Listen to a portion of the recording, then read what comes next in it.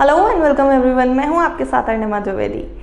Big boss एक ऐसा reality show है जिसमें न सिर्फ व्यूअर्स इंटरेस्टेड रहते हैं बल्कि टेलीविजन और बॉलीवुड के कई सेलिब्रिटीज़ भी इस शो में काफ़ी ज़्यादा इंटरेस्ट लेते हैं। और यही नहीं, अपने सोशल मीडिया पर भी कई तरीके के पोस्ट वो इस रियलिटी शो से रिलेटेड डालते रहते हैं।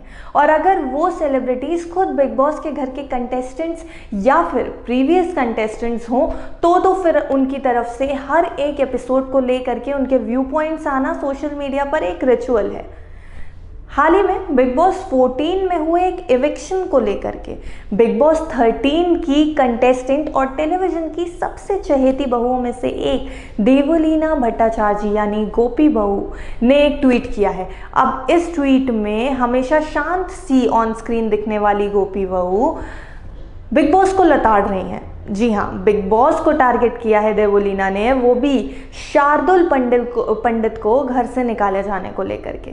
दरअसल बिग बॉस 13 में देवलीना के गेम की लोगों ने काफ़ी तारीफ की थी, काफ़ी एंड तक गई थी। वो बहुत लंबा गेम खेला था उन्होंने और वो एक स्ट्रॉन्ग प्लेयर बन के ऊपर आई थी। और देवलीना की गेम स्ट्रैटेजीज़ को हर कोई सराहता था, हर कोई उनकी तारीफ करता था, लेकिन उसके बाद भी वो गेम जीत नहीं पाई थी, उनको इविक्ट किया गया था।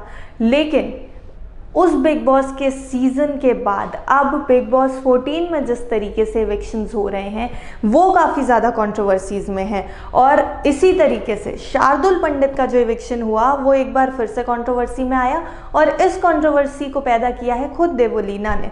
दरअसल देवलीना को ये बात हजम नहीं हो रही है कि शार्दुल पंडित को रुबीना दिलैक से कम वोट मिले हैं।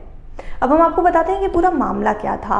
हाल ही में आए वीकेंड के वार के एपिसोड में सलमान खान रुबीना दिलैक और शार्दुल पंडित को ये बताते हुए नजर आते हैं कि उन दोनों में से किसी एक को घर छोड़ना पड़ेगा ऑडियंस वोटिंग के आधार पर, जिसमें कि शार्दुल पंडित को इविक्ट किया जाता है। लेकिन उसके साथ ही साथ सलमान खान ये बात भी बोलते हैं कि रुबीना और शार्दुल के बीच में जो वोटिंग परसेंटेज का अंतर है वो बहुत ही कम है, बहुत ही माइनर सा है।